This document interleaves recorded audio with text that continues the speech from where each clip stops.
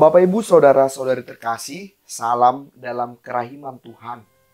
Yakinlah bahwa Yesus sangat mencintai saya, Anda dan kita semua. Saya mengucapkan selamat Natal kepada kita semua.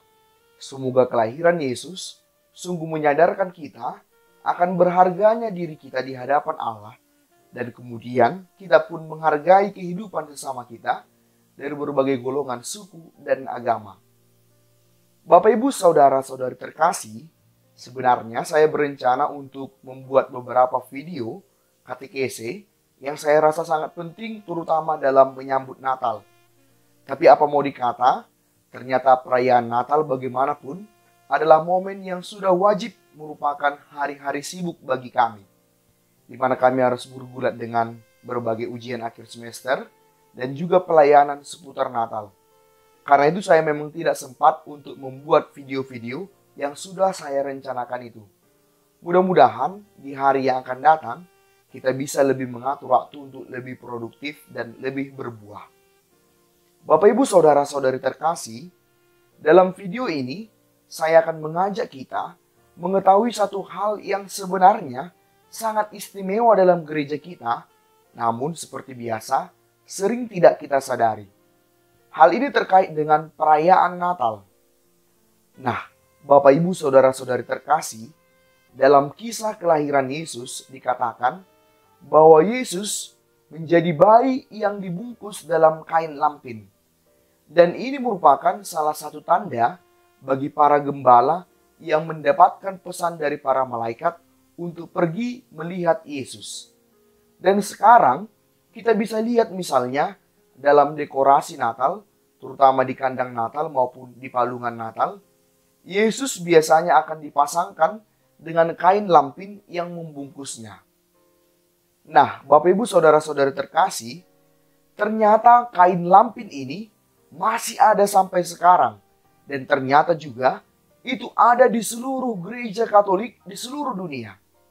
Iya, kain lampin yang digunakan oleh bayi Yesus ternyata tetap ada karena disimbolkan saat ini dalam seluruh gereja Katolik, yaitu lewat kain altar, tapla altar berwarna putih di setiap altar di setiap gereja kita. Coba perhatikan bahwa dimanapun kain altar di gereja Katolik, yaitu yang menutupi permukaan altar, selalu merupakan kain putih. Entah apapun perayaan yang sedang berlangsung, kain altar gereja harus selalu berwarna putih. Ternyata salah satu makna dari kain altar adalah sebagai simbol dari kain lampin Yesus. Memang ini hanyalah salah satu dari makna kain altar. Karena selain ini ada juga makna-makna lain. Seperti maknanya sebagai kain kafan dan juga sebagai makna meja perjamuan Yesus. Mengenai kedua arti ini akan kita bahas dalam video yang lain. Makna kain altar sebagai kain lampin ini sangat terkait dengan kisah kelahiran Yesus sendiri. Dan perlu kita sadari bahwa kain lampin bukan pertama-tama sebagai tanda kemiskinan kelahiran Yesus. Kita memang sudah terbiasa menafsirkan dan mendramatisir kelahiran Yesus ini secara sentimental dan kemiskinan, di mana tidak adanya rumah penginapan karena begitu banyaknya orang yang menginap kala itu, kejamnya dan mata duitannya pemilik penginapan yang tidak peduli dengan si miskin Yusuf dan Maria. Maka dengan konsep ini ada yang mengartikan bahwa kain lampin adalah simbol kemiskinan. Padahal arti dari dibungkusnya Yesus dengan kain lampin adalah tanda kasih, hormat, dan perhatian. Dan ini perhatian penuh kelembutan, dan ini sebenarnya sudah terkait dengan apa yang disampaikan oleh Raja Salomo ratusan tahun sebelum kelahiran Yesus. Makna kain lampin terkait juga dengan situasi di mana Yesus dilahirkan, yaitu di Betlehem dan diletakkan di palungan. Betlehem dan palungan merupakan kata-kata kunci yang memiliki arti yang luar biasa jika kita mengertinya. Arti kata Betlehem adalah rumah roti. Bukan tanpa alasan mengapa Yesus dilahirkan di Betlehem. Ini mau mengatakan bahwa Yesus adalah roti yang disediakan bagi kita untuk kita santap, dan ini sesuai dengan nubuat para nabi sebelum kelahiran Yesus. Dan ini juga sejalan dengan apa yang dikatakan Yesus sendiri, bahwa ia adalah roti hidup. Siapa yang memakan roti ini akan memperoleh hidup yang kekal. Itulah salah satu arti mengapa Yesus dilahirkan di Betlehem, yang artinya adalah rumah roti. Yesus juga diletakkan di palungan. Palungan adalah tempat makanan para ternak. Di palungan biasanya ada jerami untuk menjadi makanan hewan-hewan ternak itu. Yesus memberikan dirinya di palungan untuk mengatakan kepada kita bahwa kita ini ibarat hewan-hewan ternak itu yang hanya akan hidup jika kita makan dari palungan. Selain itu, palungan bukan semata-mata tanda kehinaan, karena ini mengacu pada nubuat Nabi Yesaya. Disebutkan oleh Nabi Yesaya, lembu mengenal pemiliknya, tetapi Israel tidak. Keledai mengenal palungan yang disediakan tuannya, tetapi umatku tidak memahaminya. Palungan adalah tanda yang menyegarkan ingatan orang akan keluhan Allah terhadap kesombongan keangkuhan bangsa Israel kala itu.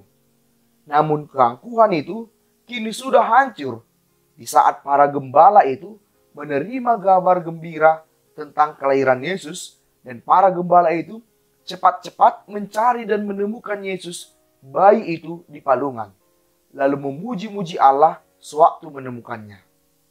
Kini umat Allah telah mengenal kembali palungan yang disediakan tuannya. Apa yang dimaksudkan dengan arti Betlehem dan palungan inilah yang tetap kita terima hingga saat ini di altar Tuhan di setiap gereja Katolik, khususnya dalam Ekaristi. Yesus yang dulunya adalah roti di kota roti itu, kini menjadi roti yang lahir tetap bagi kita, menjadi roti kehidupan yang kita sambut dalam setiap Ekaristi.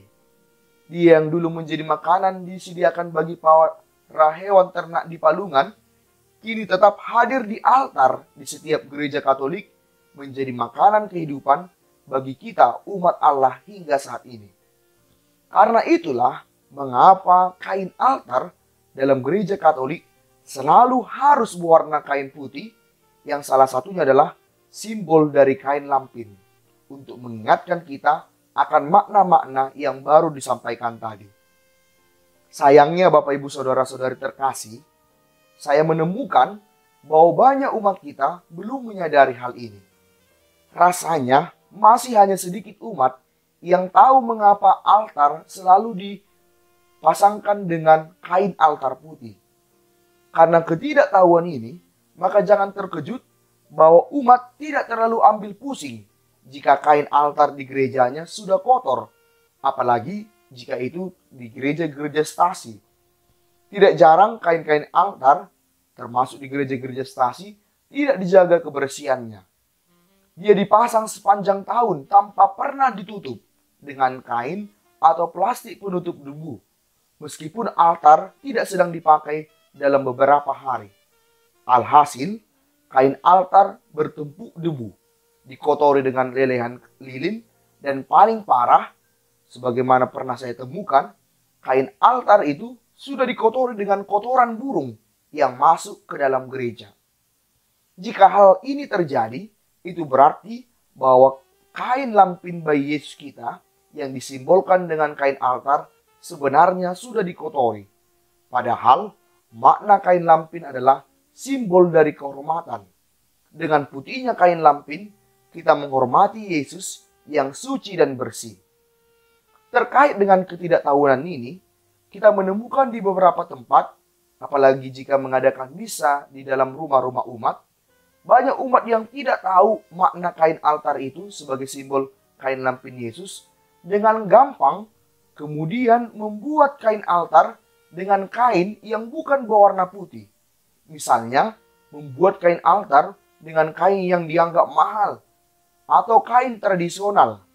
Padahal apapun yang terjadi, kain altar haruslah tetap berwarna putih. Entah semahal apapun kain tenun atau kain tradisional itu, tetap saja tidak menggantikan kain altar berwarna putih yang menyimbolkan kain lampin Yesus.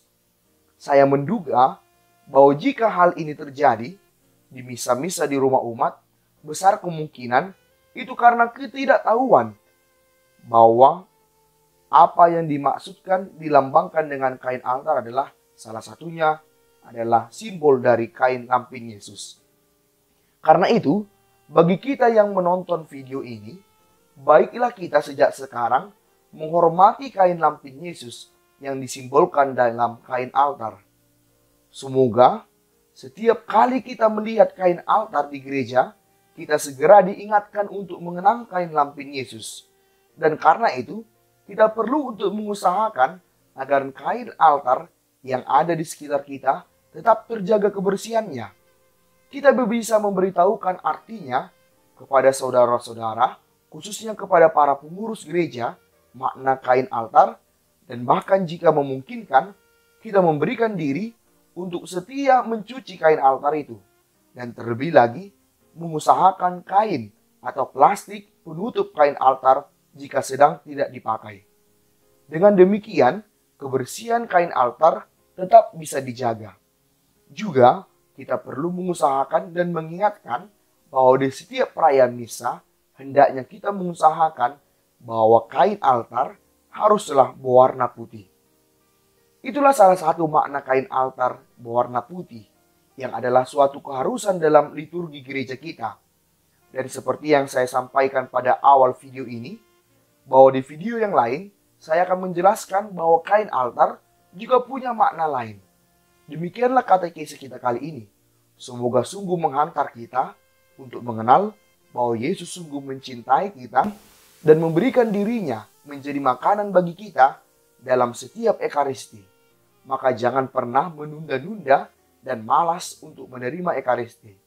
Karena setiap ekaristi kita sedang sungguh menerima Yesus yang adalah makanan yang disediakan Allah bagi kita. Selamat Natal, Yesus, Engkau andalanku, Pace Eben.